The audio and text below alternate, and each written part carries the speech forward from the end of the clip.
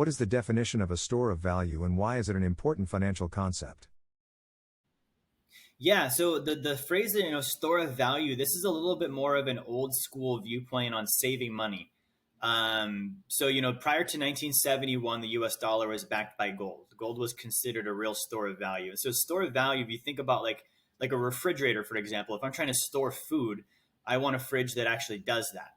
Like I have milk in 2 weeks, I want the milk to be drinkable still. I don't want it to be spoiled and nasty. And so I'm saving the food so I can use it later.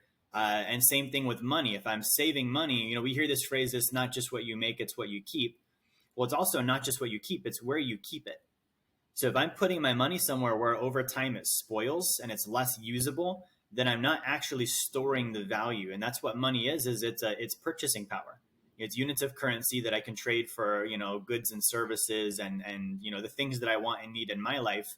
And it kind of is just like a coupon system. As long as I have that coupon, someone is going to give me whatever the exchange back would be. Now, over time, that coupon does expire, no different than milk would, no different than meat or wheat or any of those things because of inflation. And so a store of value is something where, let's say back in the day before we had currency, let's say that I did produce dairy. Let's say I had a dairy farm and we all went to the market and bartered and you had eggs and someone else had wheat and we would trade stuff back and forth. Well, if I produced dairy and I went to the market and nobody wanted dairy, I would trade it for something that I knew wasn't going to spoil so that next time I went to the market, I didn't have a bunch of spoiled milk and cheese. I had something I could still bring back and trade for what I wanted and needed at that point. That's how I look at storing value with currency. So rather than keeping it in a bank where I know it's going to spoil, it's going down in value every year. They're paying me maybe 0.10% on my savings. That's not really a store of value. And it's also got nothing tangible behind it. It's not backed by anything.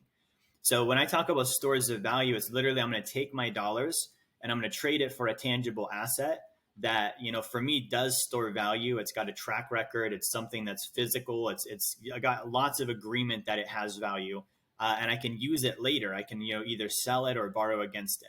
And so my three favorite stores of value are life insurance, precious metals, and real estate.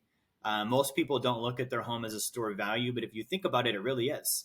You're putting money into it every month. So that's a function of saving, right? It's building up value.